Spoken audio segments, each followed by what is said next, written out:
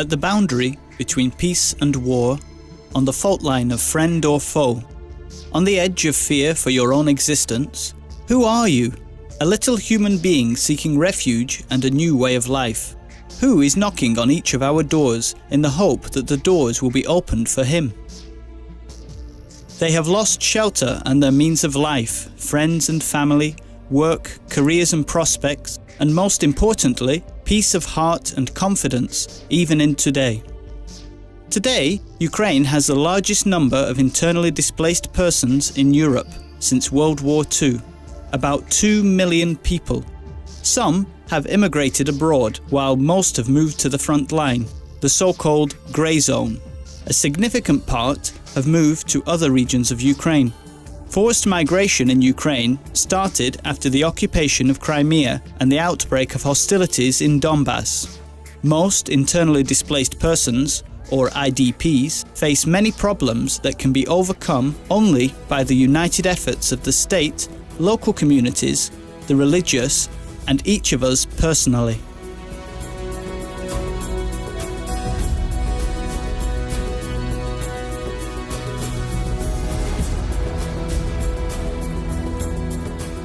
We are all migrants journeying in hope to you, our true home, where every tear will be dried. So Reverend Ivan Datsko, President of the Institute of Ecumenical Studies at the Ukrainian Catholic University, symbolically began the common prayer during the opening of the All-Ukrainian Public Forum last year for the 9th Ecumenical Social Week held in Lviv. The theme of this year's forum, Migration, a Challenge for Ukraine, is difficult and painful for Ukrainian society today. At the same time, the event is marked by a special spiritual and religious mode in an ecumenical context. Indeed, there is no more complete and living testimony of faith and love for God than to love one's neighbour. It is this commandment of Christ which is the inner, spiritual essence of the great challenge for modern Ukrainian society, the phenomenon of the forced migration of Ukrainians. The rector of the Ukrainian Catholic University, Father Bogdan Prach, said in his welcoming speech, "In the center of every migration is a man, a particular person with his sorrow, his unhappiness and his problems. For the Ukrainian man, his sorrow and problems arise from being forced from his home due to Russian aggression. But it has brought so many people from various creeds and walks of life, the rich and the poor, the religious and non-religious, to come together in order to discuss and develop ways of overcoming the forced relocation of people from eastern Ukraine and Crimea."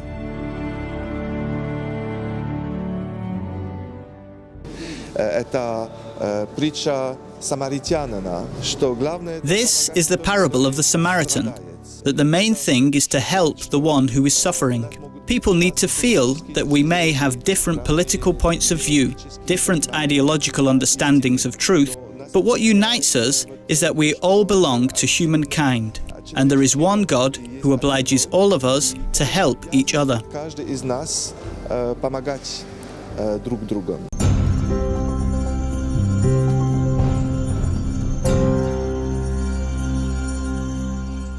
Who is this little person who in the last almost 3 years has become the center of attention of Ukrainian society and forced the state to act actively, and society to consolidate and heal mentally and spiritually? To draw a portrait of an IDP, even with gigabytes of statistical and sociological data, is not as easy as it seems to be at first sight. The head of the Department of Sociology of the Ukrainian Catholic University, Dr. Oksana Mikhaeva, tried to do this in the project Displaced Cultural Spaces, Modern Ukrainian Resettlers, which aimed to study IDPs as a social phenomenon. The researcher presented the results of her work at the conference Migration, a Challenge for Ukraine, part of the 9th Ecumenical Social Week, during which she outlined the social, cultural, political, and economic aspects of the phenomenon, which went far beyond its own borders and made most of the problems of Ukrainian society visible. Probably the most important obstacle to the successful adaptation of internally displaced persons in new circumstances is the excessive emphasis on this social group and thus its stigma. And exactly this perception of IDPs in Ukrainian society currently dominates. For example, through our interviews, I can say that today the biggest problems are faced by migrants in Kyiv. Somehow, they talk about more tension here, stronger social competition, harder processes of stigmatization amongst migrants. Lviv looks very positive against this background. I cannot say that there is no problem at all. Here are all the problems that I spoke about today. But people, when they are talking about problems, later say, "But still, it's good here. But still, I'm protected. Still, something was done for me. I've been helped." I understand that in this situation, the state cannot solve all my problems, but to some extent, this is being solved. Roundtables and discussions held during the 9th Ecumenical Social Week were devoted to two themes. Firstly, the particularities of integration and adaptation of our citizens who were forced to leave their usual lives, homes, work, study, and to start a new life in new circumstances away from home and to the challenges they face each day. And secondly, the socio-cultural aspects of the adaptation of IDPs. Positive factors for the successful adaptation of IDPs are a previous experience of mobility and religious integration. The social environment on both sides of the front line perceives the situation of a person's resettlement, for the most part, as something that occurred due to circumstances, but not for ideological reasons. This can be the cornerstone of future reconciliation. Participants and guests of the forum were able to hear firsthand about the acutest problems of IDPs and carry out socio-psychological work with them during the round table. The round table was called The Social Problems of Internally Displaced Persons and How to Overcome Them, where each of the participants were in a situation of forced displacement.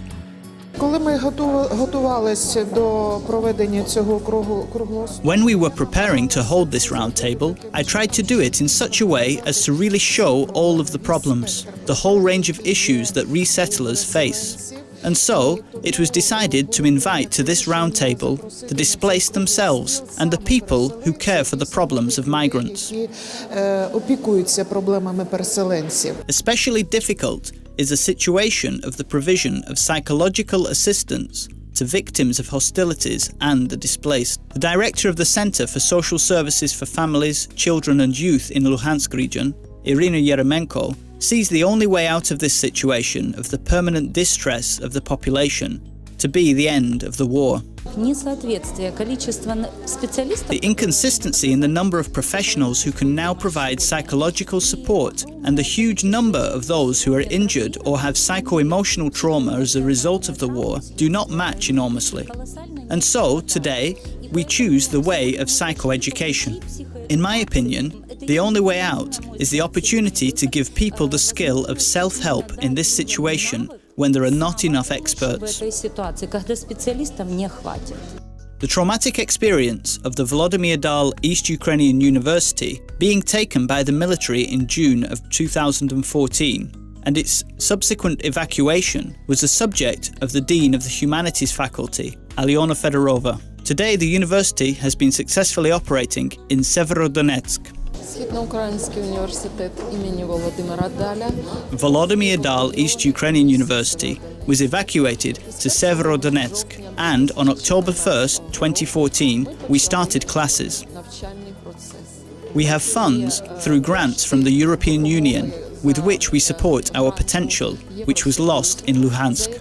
We have 50% of displaced persons in the teaching staff, and we also have displaced students. Among 7,000 students, we have 3,000 displaced persons today.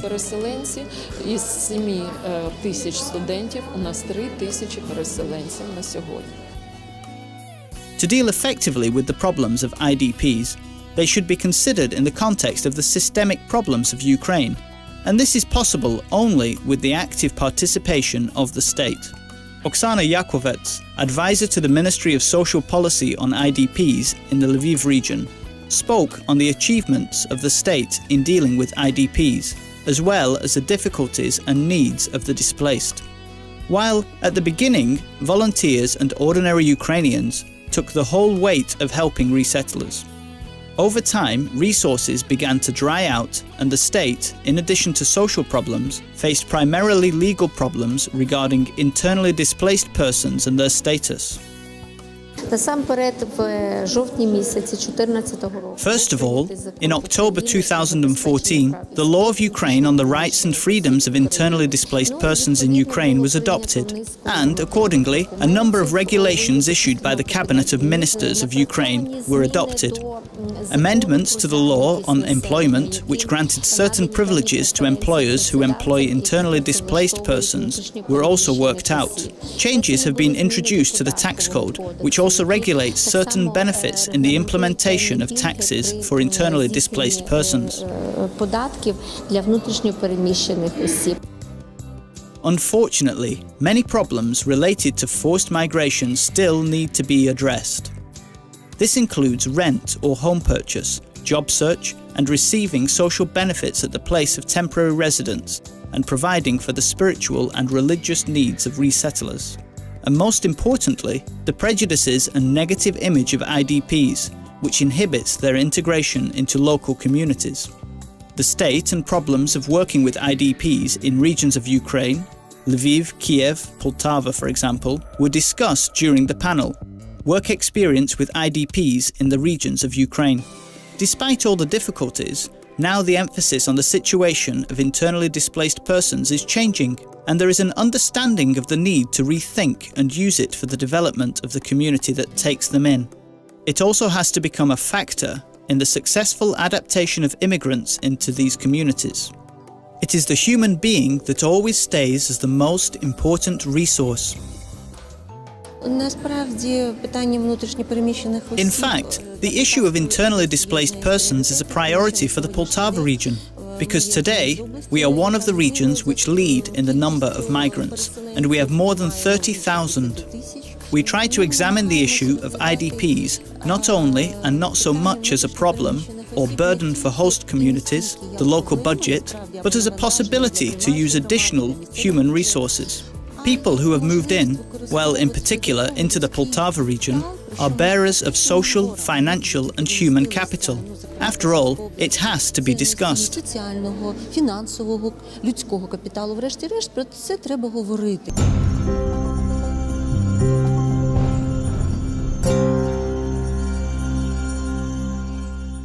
Many centres and public organisations today can be proud of examples of good practice and positive experience with resettlers.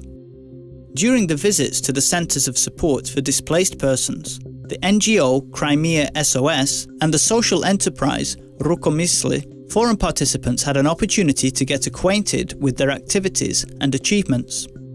The social enterprise Rukomysli was founded a year ago by the NGO Centre for Women's Perspectives, which for the last 20 years has worked to protect the rights of women, combat human trafficking, and prevent violence.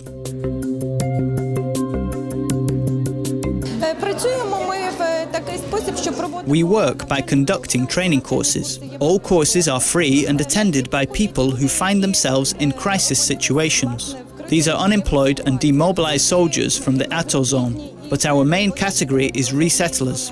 Historically, more than 50% of the people who have come to us were displaced, and after these courses, they have stayed.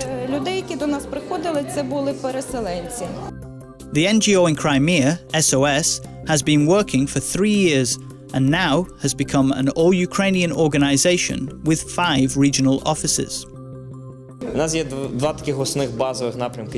We have 2 main basic directions of work in our organization. The first is advocacy work at the international, national and local levels to promote the return of Crimea to the territorial structure of Ukraine, as well as coverage of compliance and violations of human rights in Crimea. And the second direction is actually assistance to internally displaced persons. We help internally displaced persons not only from Crimea, but also from the temporarily occupied territories of the Luhansk and Donetsk regions. We provide legal support, grant support, and also cultural integration.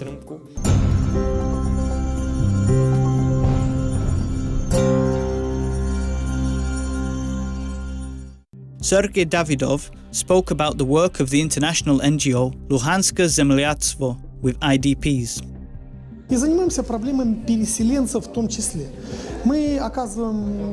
Among other things, we are involved in the problems of resettlers. We provide practical assistance to our countrymen from Luhansk. Today, of course, we pay a lot of attention and time to migrants, including entrepreneurs. We provide assistance in writing grants, counseling, and finding an office. All participants stress the particular importance of the information's influence on situations of war and forced migration. After all, it was long-term distortions of information and manipulation of the public opinion that became one of the prerequisites of war in the East. Alim Aliyev, a journalist and the co-founder of the NGO Crimea SOS, during a masterclass for journalists, described the portrait of internally displaced persons in the media as one of the defining moments of their adaptation and integration into new communities. In 2014, when resettlers massively went to Western Ukraine, a rather negative image existed, for example, of people from the East. There were many stereotypes, that they do not want to speak Ukrainian, that they are pro-Russian, that they behave impolitely here. We realized that something must be done to help people integrate well into society. We started working with journalists, providing them with success stories, some very difficult stories of resettlers from the East and from Crimea. But, on the other hand, we started doing joint events, where resettlers and locals met, talked and dialogued. For us, it is very important to show that displaced people are not only those who constantly need something, but those contributing to the development of the communities into which they have come. Another key role in the adaptation of IDPs and the stabilization of the psychological climate in situations of forced migration belongs to the Church.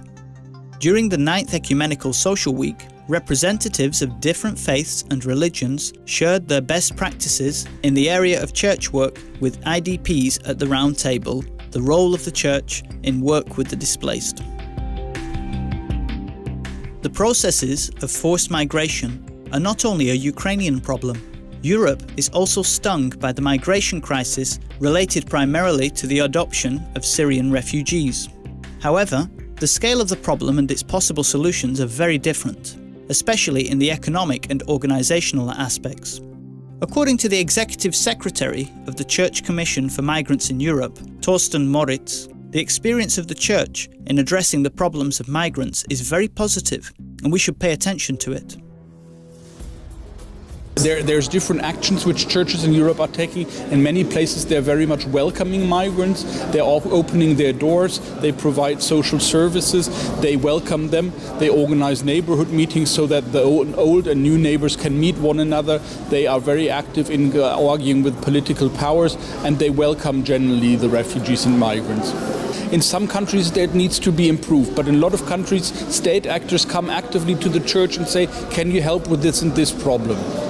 Torsten Moritz reminded us that Jesus and his family were also refugees, and that Christians, by their vocation, are migrants too. That is why the faithful and the Church should be spiritual leaders for a society facing the problem of forced migration. It is the way of true Christians, to love the stranger at your doorstep in order to love God. Representatives of different churches and denominations spoke about the impact and results of the Church's work with IDPs in Ukraine. Bishop Joseph Milian spoke about the work of the Church together with the charitable foundation Caritas in Ukraine. He spoke about the needs of internally displaced persons, as well as foreign support of projects aimed at helping the victims of hostilities in Donbass. In particular, about the initiative of Pope Francis, who collected more than 10 million euros for the needs of IDPs in Ukraine.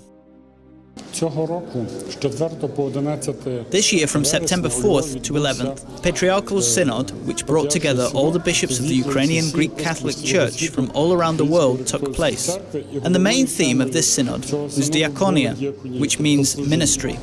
As a hybrid war is taking place in Ukraine, our attention is focused on ministry to refugees, internally displaced persons, and migrants. We help people financially, resettlers who have this status, to receive money. We help to rebuild houses in the east, even in the buffer zone. The launch site, the foundation of our service, is human need, not religious affiliation. The Society of Jesus, the Jesuits, also deals with issues of assistance to refugees and internally displaced persons. The Jesuit Refugee Service in Ukraine provides shelter for forced migrants, regardless of religious or denominational affiliation. We have a home for temporarily displaced persons, located on Antonovich Street. We have worked with resettlers from eastern Ukraine since December 2014 and provide temporary shelter. Let's say a few months, from 3 to 6. There's a roof over your head, fairly good conditions.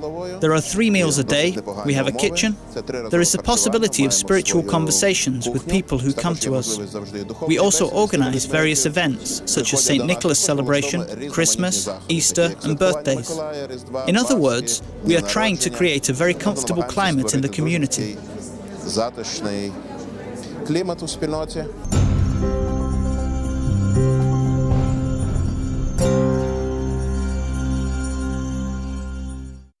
An important area of social ministry of the Church for IDPs is to help persons of non-Christian religions, in particular the Muslims of Ukraine.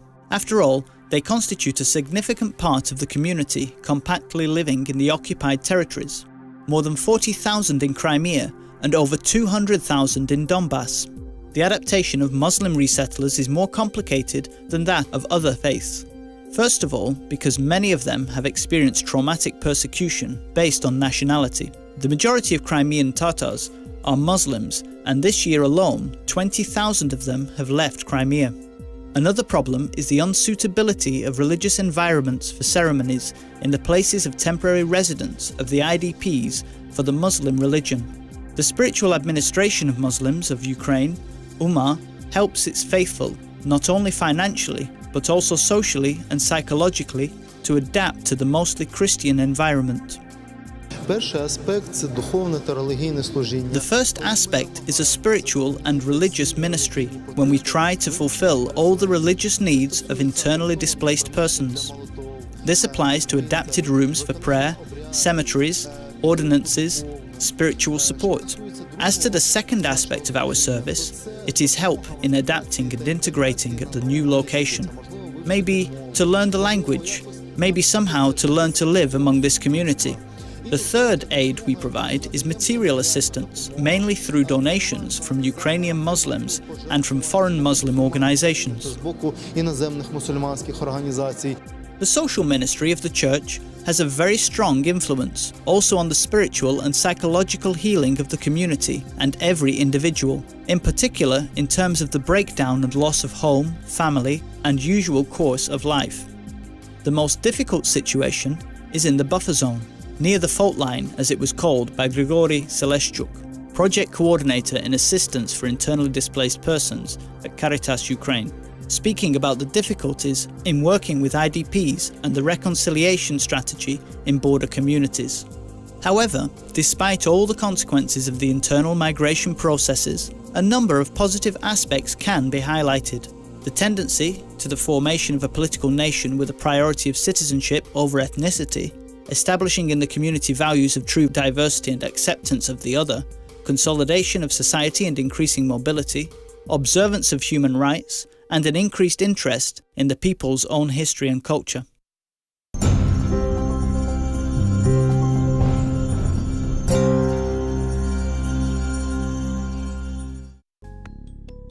One of the central events of the 9th Ecumenical Social Week became a plenary session of the UCAS, Ukrainian Christian Academic Society, Ways of Reconciliation of the Church of Kyiv, during which were discussed the most important ecumenical issues that are relevant for the whole Universal Church and Ukraine.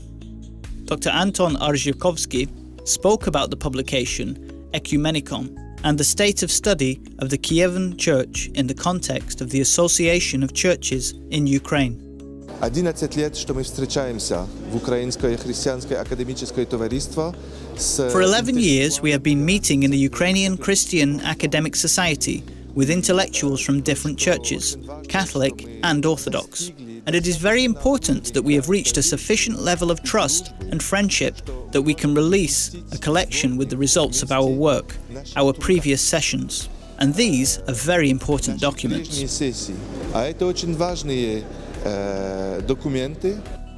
Father Ivan Datsko spoke about the most important ecumenical event of this year, the session of the Joint International Commission for Theological Dialogue between the Catholic and Orthodox churches, which was held during September the 15th to September the 22nd, 2016, in the city of Chieti, Italy. It was about the spirit that prevailed there and the ecumenical mood of the clergy, which gives hope for the unity of the churches. Отже, відбулася 14-та пленарна сесія. So, the 14th plenary session of the Mixed Commission for Theological Dialogue between the Orthodox and the Catholic Church took place in Chieti. There were addressed the issues of synodality and synodal order and the primacy of precedence as it was understood in the first century, or rather in the first millennium, all in order to reach the reunification of churches.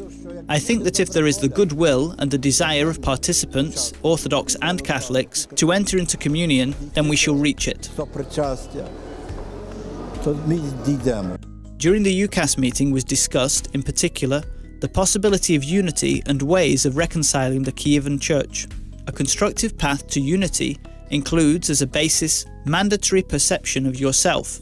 This idea of Father Mikhailo Dimid, through the light of the ecumenical context, reveals deeper dimensions of the spiritual transformations of Ukrainian society in situations of forced migration as a rethinking of their identity and the creation of a new one, based on the solid foundation of humanity and communion. Archpriest Georgy Kovalenko proposed seeking a new format of unity. The idea of ecumenism in the Church always has a broader context because the Church is its faithful. This can be the basis of a new philosophy of ecumenism, when unity does not destroy uniqueness and doesn't create a new structure, but acquires the characteristics of a certain spiritual reality. Можна безкінечно мріяти про щось. One can endlessly dream about something, but I think that each of us must make his dream true. As a clever man said, if you want to see changes in the future, you have to become this change today. And so, on the one hand, the unity of the Kyivan Church is a dream. On the other hand, it is a reality today. You just have sometimes to change the point of view. And this unity is embodied in simple things. In the perception of each other as Christians, in the knowledge that we believe in one and the same God. In this sense, it is important to see these elements of unity today.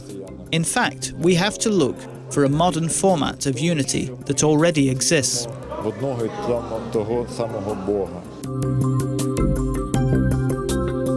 Georgy Kovalenko also spoke about a socio-educational project, the Open Orthodox University of St. Sophia Wisdom.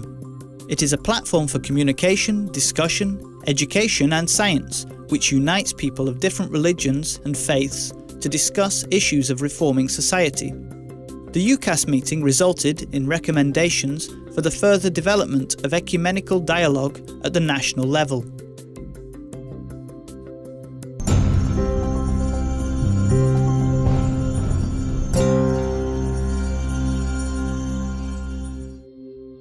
As part of the 9th Ecumenical Social Week, the following activities were also held. A presentation of the translation of Joseph Guild's book, The Council of Florence, consonant with the theme of the UCAS's meeting. A hierarchical liturgy in the Church of Saints Peter and Paul for persons affected by the occupation of Crimea and the Donbass War, headed by Bishop Joseph Milian, and a concert of sacred and folk music, entitled The Way Home.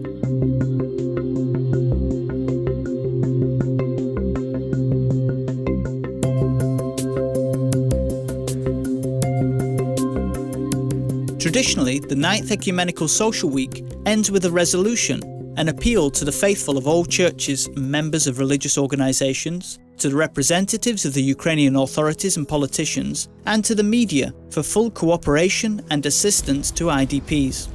The resolution was handed over to the appropriate national, religious and social structures.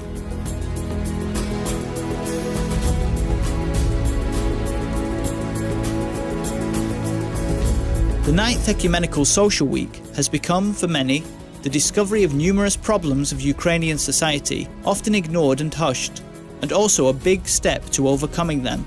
This can happen only with the goodwill of each of us, each who will open the doors of his house and his heart to the traveller, as Christ does. This is a test for those who knock, and those who open the doors of communion and love of neighbour. Only together, taking this lesson with faith and humility, erasing all the fault lines that run through us and healing one another's wounds, will we open a new page of our history.